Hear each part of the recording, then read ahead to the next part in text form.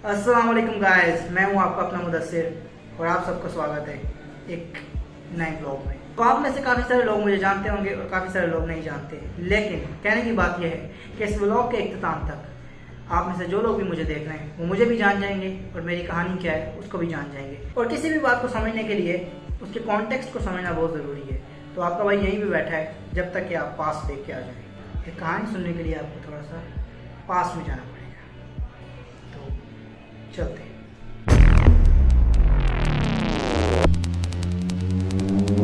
पानी वाली बोतल तेरे प्यो ने पढ़नी देखी।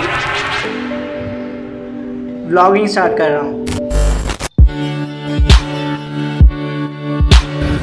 ले फिर आ गए सब राज्य घुसे। तेरे को क्या लगता था कि नहीं लौटेंगे? गलत। जब तक तोड़ेंगे नहीं तब तक छोड़ेंगे। बहुत लंबा दंगल चलेगा रे तो।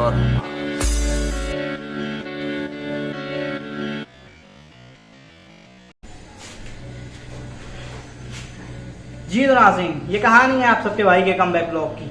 अब कहानियों के बारे में ना तीन बातें हैं कि या तो लोग कहानियां पढ़ते हैं, जैसा कि अखबार जहाँ में छपने वाली तीन कहानियाँ, लेकिन अब ऐसी भी बात नहीं, थोड़ा आपका स्टैंडर्ड। कुछ लोग अच्छी कहानियाँ भी पढ़ना पसंद करते हैं, जैसा कि आपका भाई। ये लोग कहानियाँ सुनते हैं, पर कहानी का मजा देखने में नहीं सुनने में है। ये लोग कहानियाँ अपनी आंखों से देखते हैं। व्लॉगिंग की दुनिया में हम या तो कहानियाँ सुनाते हैं और साथ में कुछ हद तक दिखाते भी हैं। इस व्लॉग में भी हम वही तरीका अपनाने वाले हैं। अब उसमें भी दो रास्ते हैं। रास्ता नंबर एक जो कि आसान है, मैं यहीं पे खड़ा खड़ा आपको अपनी सारी की सारी कहानी सुना दूं और आपको बता दूंगी मैं कहाँ गायब था वगैरह वगैरह, जो कि बिल्कुल एक बोरिंग रास्ता है। कुछ मज़ा उसमें खास आने वाला नहीं है, ना ही उसमें ऑडियंस रिलेट करेगी। रास्ता नंबर दो कि मैं आपको पहले की तरह बैठ के अपनी कहानी सुनाऊँ 1 to 1 और कुछ हद तक दिखाऊँ भी, जिसमें कि ऑडियंस भी रिलेट करे, आपको भी सुनने में मज़ा आए, आपको देखने में भी मज़ा आए। हम अपनाएंगे रास्ता नंबर 2। तो आज हम बैठे हुए हैं यहाँ पे काफ़ी अर्से के बाद, तकरीबन 1 साल के अर्से के बाद मैं यहाँ पे बैठा हूँ और ये सारा हमने सेटिंग की है, दोबारा से सफाई वगैरह करके सब कुछ साफ साफ करके यहाँ पे हम बैठे हैं आपसे बात करने के लिए, क्योंकि हम हैं तो आप हैं तो हम हैं। मैं कहाँ था, मैं क्यों ब्लॉग्स नहीं बना रहा था, इस तरह के सवाल अगर आपको कोई इंटरेस्ट है इस ब्लॉग को देखने में तो हो सकता है इस तरह के सवाल आपके मन में आ रहे हैं, लेकिन हो सकता है ना भी आ रहे हो। लेकिन भाई मैंने तो बताना है, क्योंकि एक ब्लॉगर की ज़िंदगी में उसके पास होता ही क्या है, अपनी ज़िंदगी की कहानी को दिखाना। अब कहानी ये है कि मैं कहाँ था इतने अर्से तक, मैंने ब्लॉगिंग छोड़ी क्यों, अगर छोड़ी तो फिर वापस क्यों आया हूँ भाई, यहाँ पे क्या लेने आया हूँ, मेरा क्या काम है यहाँ पे। ये समस्या है क्या बोलने का। अब जब आपके भाई ने लास्ट टाइम यहाँ पे बैठ के ब्लॉग किया था तो काफ़ी सारी चीज़ें ऐसी नहीं थी जैसे कि अब हैं। पाकिस्तान ने इंडिया को कभी वर्ल्ड कप में नहीं हराया था। This could be the moment. This is the moment. And all of Pakistan will celebrate as will these two young men out there. तब तक खान साहब की गवर्नमेंट थी, तब तक पेट्रोल भी इतना महंगा नहीं था जितना कि वो अब है, तब तक सिद्धू भी अलाइव था, आमिर लियाकत साहब जिंदा थे। काफ़ी सारी चीज़ें मतलब लाइफ में ऐसी ना, मैं भी ऐसा नहीं था, तब मेरा वेट थोड़ा कम था, अब मैं काफ़ी हेल्दी हो चुका हूँ, लेकिन मैं जिम स्टार्ट करूँगा इंशाल्लाह सून। Peter, I think maybe you're in denial about this fat thing. Oh, yeah? Well, I challenge you to prove to me that I'm fat. Okay, hang on. Why did I took a break? उसके पीछे कुछ reasons हैं। हम जो सोचते हैं ना वो लाइफ में होता नहीं है। ज़्यादातर केसेस में जो हम सोचते हैं हमेशा उससे मुख्तलिफ होता है। हम सोचते कुछ और है, लाइफ में कुछ और ही हो जाता है।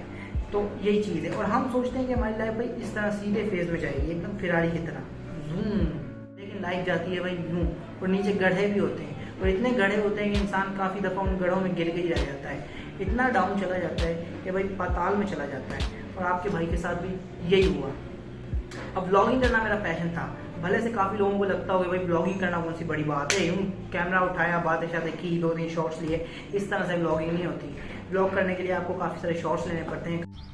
अच्छा ये शॉट, अगर आप एक शॉट लेते हो तो वो एक ही शॉट परफेक्ट भी नहीं आता, आपको कई शॉट्स लेने पड़ते हैं। काफ़ी दफ़ा लाइटिंग का मसला होता है, बातचीत करते हुए मसला होता है, हर किसी के पास साउंड प्रूफ स्टूडियो नहीं होता कि जहाँ पे बाहर से शोर आएगा ही नहीं। अब मेरे पीछे यहाँ पे अब भी हो सकता है नॉइज़ आ रहा हो, ये सब इश्यूज़ मैनेज करके भी हम यहाँ पे आपको अगर कंटेंट देते हैं तो उसका ये मतलब नहीं है हरगिज़ कि भाई ये तो कोई काम ही नहीं है, ये तो बस यूँ ही हो जाता है बस। अब मुझे ब्लॉगिंग का पैशन था and so I always wanted to travel the world.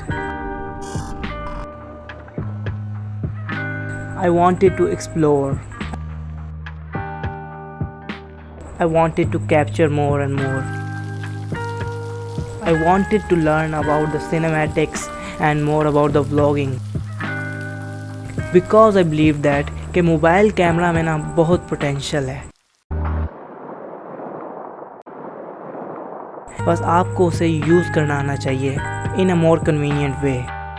So I desired to make more vlogs but I couldn't, क्योंकि ज़िंदगी हमारे हिसाब से नहीं चलती, ज़िंदगी चलती है अपने हिसाब से। ज़रूरी नहीं है कि हम जो भी चाहें वो हमें मिल भी जाए। काफ़ी चीज़ें ऐसी हैं जो अधूरी रह जाती हैं, काफ़ी ख्वाहिशात ऐसी हैं जो अधूरी रह जाती हैं। पर फिर वही कि वो कहते हैं ना, कुछ अधूरी ख्वाहिशें तो जीने का मज़ा देती हैं। सब कुछ मिल जाएगा तो तमन्ना किसकी करोगे। तो मैं हमेशा से ही ज़्यादा कंटेंट बनाना चाहता था but I couldn't due to some issues. पर इसका ये भी मतलब नहीं है कि इंसान सारी हिम्मत छोड़ के, सारी कोशिशें छोड़ के बैठ जाए और बिल्कुल कोशिश ही ना करे। आपने वो गाना तो सुना ही होगा कि क्या हुआ अगर ज़िंदगी ज़रा उलझ सी गई, बिखर सी गई। सोचो तो सही, जंगलों में भी रास्ते तो हैं, चलो तो सही, हमें भी कोई मिल ही जाएगा, चलो तो सही। फेजेस आते हैं, हर किसी की लाइफ में आते हैं। डाउन फेज आता है, अच्छा फेज भी आता है।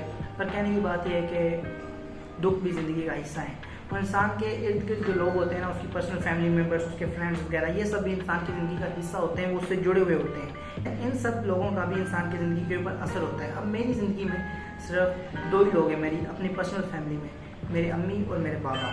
अब मेरी अम्मी रहती हैं बीमार, वो पहले भी बीमार रहा करती थी, लेकिन जब मैंने लास्ट व्लॉग बनाया, मतलब लास्ट ईयर की बात कर रहा हूँ, सो उसके बाद उनकी तबीयत कुछ ज़्यादा ख़राब रहना शुरू हो गई and eventually her health went down. उससे क्या हुआ कि यार उनको हॉस्पिटल में एडमिट करना पड़ा एंड ऑल दैट। और उसके अलावा काफ़ी सारी पर्सनल टेंशन थी जो कि मैं यहाँ पे शेयर नहीं कर सकता, क्योंकि इंसान जो ब्लॉगिंग में अपनी लाइफ दिखाता है और जो उसकी पर्सनल लाइफ होती है, उस प्राइवेसी के अंदर एक लिमिट होती है कि मैं इतनी हद तक अपनी प्राइवेट लाइफ को पब्लिक करूँगा। सो वो काफ़ी सारी चीज़ें हैं जो मैं आपको यहाँ पे नहीं बता सकता, लेकिन कहने की बात ये है कि काफ़ी ज़्यादा स्ट्रेस था, काफ़ी सारी टेंशन थी। सो I finally took a break और यकीन मानो इस ब्रेक लेने से मुझे काफ़ी सारी मदद मिली।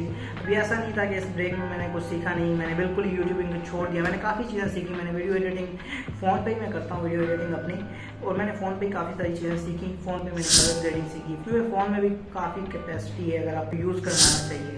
सो काफ़ी सारी चीज़ें इस अरसे में मैंने सीखी जो कि मैं अपने आने वाली वीडियोज़ में लगाऊँगा।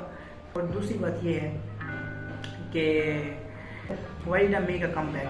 अब कमबैक का ये है कि यार मैंने ये तो सोचा हुआ था कि मैंने कमबैक करना है, एक ना एक दिन तो करना ही है कमबैक, लेकिन वही मेरा माइंड फ्रेश नहीं हो रहा था। और जैसे ही मेरा माइंड फ्रेश हुआ, आई थॉट कि अब कमबैक कर लेना चाहिए। अब दूसरी मेन रीज़न ये है कि भाई एनी ने आपके भाई को बोला था कि भाई कमबैक करें, मैं आपकी बहुत बड़ी फ़ैन हूँ। मैं आपकी बहुत बड़ी फैन हूँ, बहुत बड़ी, क्या दुनिया में सबसे बड़ी फैन हूँ मैं आपकी।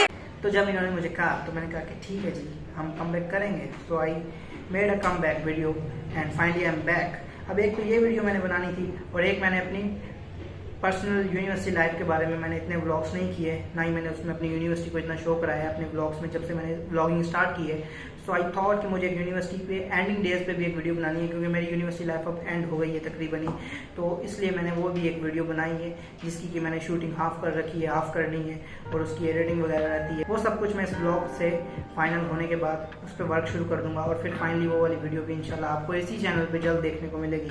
उम्मीद है वो वीडियो मेरे बाकी ब्लॉग से काफ़ी हद तक नहीं तो कुछ हद तक आपको डिफरेंट देखने को मिलेगी।